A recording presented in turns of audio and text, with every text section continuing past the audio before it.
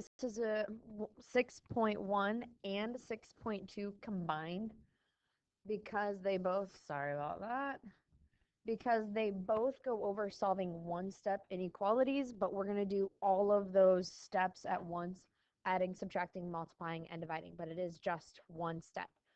Now, the key difference in this unit is that we are going to be working with inequalities.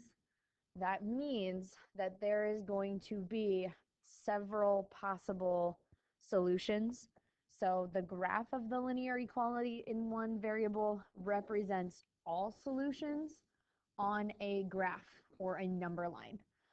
We call this the set of all solutions. Equivalent inequalities have the same solutions. These vocab terms you will not be asked to use or know, but can be recognized. If you'd like to copy them down, pause it now and do it because I'm moving on. So the first example, you are writing your inequality statements. Your school wants to collect at least 5,000 pounds of food for a food drive. That term, at least 5,000 pounds, there's your inequality. We're going to write and graph an inequality to represent it. So if P is the pounds of food, the value of P must be at least 5,000 pounds. So the inequality we could use P compared to 5,000 pounds. If P has to be at least, I want it to be bigger than 5,000 pounds, but it could be equal to. This is the inequality that we are going to graph because there's a lot of possible solutions for numbers that are bigger than 5,000. You see this number line here in your notes, but when I ask you to draw a number line, I'm only going to ask to see 3 points, where the point with the dot is in the middle, and then you've got something smaller than that and something bigger than that around it. Your number line should go least to greatest and at least 3 points. You do not need to have 0 on your number line. Now, just as a reminder over here, open circle for less than or greater than, closed circle for less than or equal to, greater than or equal to, and since I could be equal to, close dot, and if I'm at least 5,000, that means I'm bigger. And there is the graph of all possible solutions. That's my answer right there. That whole number line. Done. So if you must be 16 years or older to get your driver's license, that is where X is your age. You have to be greater than or equal to 16. You can just make a number line with 3 numbers on it. Oops. I guess I want my arrow out further. Close circle, since I said an or equal to, and or older means I'm going this way. So there's the graph of the data. Addition property of inequality, you really don't need to write this down. You guys actually already know this, but here's how we'll use it. So you've got this expression, n minus 3.5 is less than 2.5. We're going to solve that and then graph our solutions. Every single time we are going to solve, graph, and your favorite, check. Much needed. So when we solve this, it's n minus 3.5, so let's add 3.5 to both sides. And that means n is less than 6. I've solved it. Here is my expression. N has to be anything less than 6. The solution is all real numbers less than 6. So when I graph it, remember 3 numbers with 6 in the middle, smaller and bigger. This is an open circle shading. So I've solved it, I've graphed it, but here's the deal. We are going to check by substituting a number that is less than 6 for n. That means that you cannot choose 6. Do not choose 6. When you do the check with a number from your shading. So I'm going to use 5. So 5 minus 3.5 has to be less than 2.5, but I've plugged it in. Now I need to solve it. And yes, 1.5 is less than 2.5. So my solution is correct. On your homework, I would see all this. You would solve it, graph it, and then check it. So let's try that again. I'm going to solve this, add 3.3 to both sides. That gives me 9.3. Oops, that's a Y, not a G. When I graph it, I can do this kind of number line where I have whole numbers and then I just put my point about where that would be. Or you can make one that's 8.3, 9.3, 10.3. Or you could do a number line that's 9.2, 9.3, 9.4. So long as your intervals are even. And since 9.3 is bigger, I'm going to shade this way. So when I plug in my answer for my check, I can use 9 because that would get there eventually. I can use 8.3. Can really use whatever I want to check. It doesn't have to be on my graph. It just has to eventually be in my shading. 0 would be eventually in my shading. I can use that as well. I like staying close though because then I know my answer should be close. So when I subtract this, I get 5.9. Yeah. And 6 is still greater than 5.9, so I know my solution is correct. This works the same way with subtraction.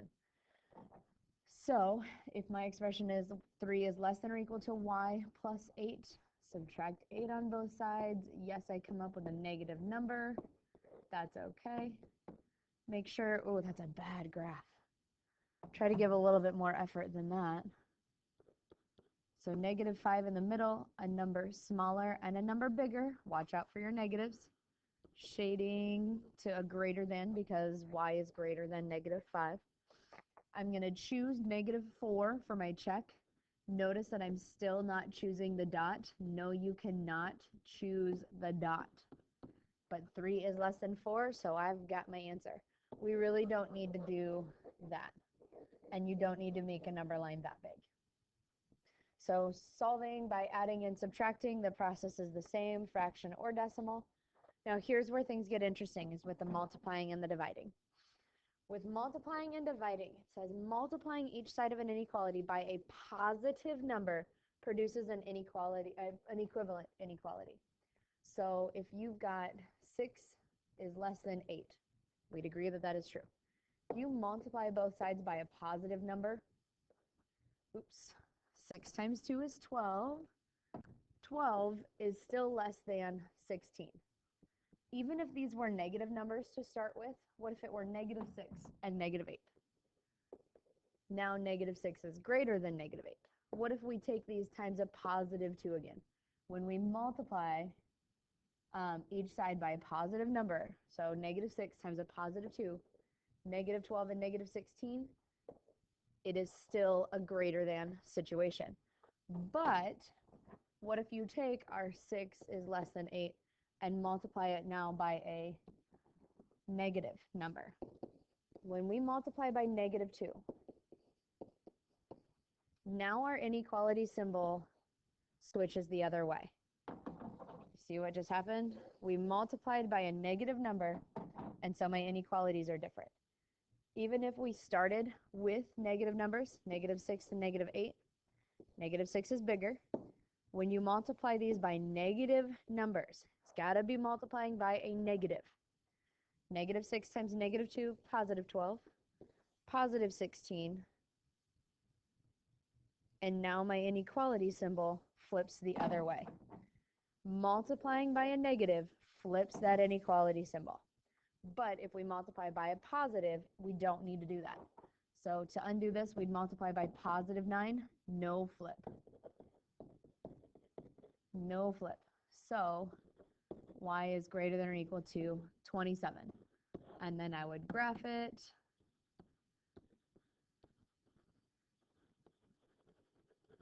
And when I go to check it, I know I need to take a number divided by 9, so I'm actually going to pick 36 because that will eventually be in my shading. but it's a whole lot easier to divide by 3. And I'm done. Now on this one, to undo the dividing by -2, I'd have to multiply it by -2. This is where I need to flip. But I'm going to flip my inequality symbol right here. Right there is my flip. And I would graph that solution. Oh, open circle. Ooh, I got to do all of that, don't I? Open circle. That's what happens when you move too fast. Shading towards the -9. I'm going to choose -8 for my check because it's eventually in the shading. But remember, we always, always, always check the original. And the original was a less than sign. -8 divided by -2 is a +4. That is less than. You always check, check, check in the original. We've gone over why we flip the signs. So number 2, we'd multiply by -4 on both sides. This is a flip. Number 4, multiply by 6 on both sides. Even though it's -0.8 times +6, what I'm doing to both sides is multiplying by a positive. That makes that a no flip situation. Same situation with dividing. So if I have -4x is less than 36, to do this, I need to solve it by dividing by -4.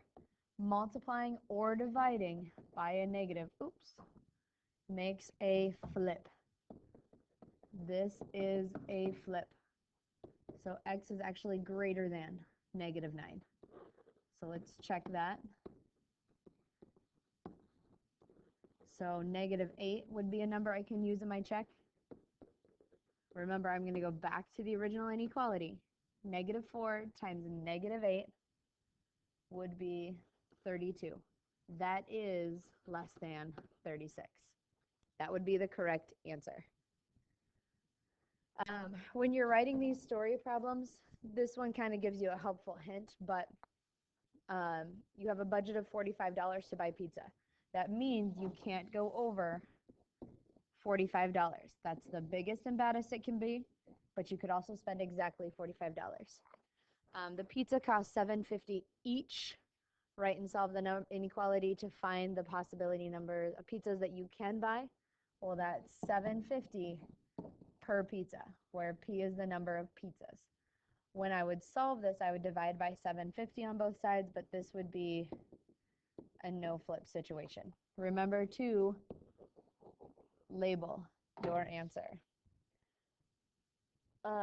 Checkpoint number 5, looking at that, to solve this, I would have to divide by -9 on both sides.